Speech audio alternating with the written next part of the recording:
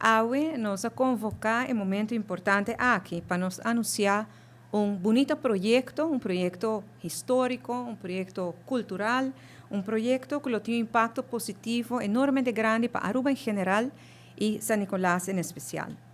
Este trata un proyecto de un monumento de dos guerras mundiales.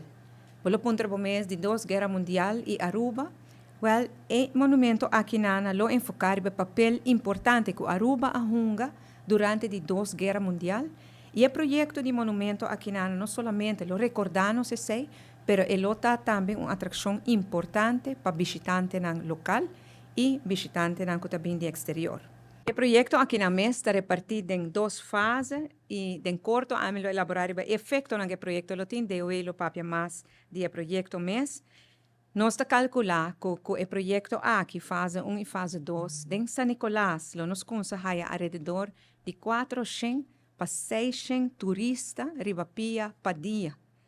Essa aqui está o qual que tour operators não está calcular, e porta mais naturalmente, e tours não, a palavra que não acaba, lo sucede em diferentes ciclos,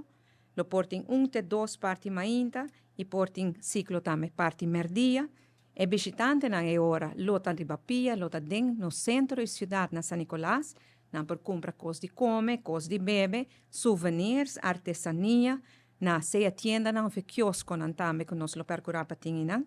lo que está Plaza Lolita, nos querpa e sei guarda manejada em combinação com a Nicholas Business Association, para assim, tour esnan, nos artesanos, nos artistas, esnan que por prover algo de bebe, algo de come típico,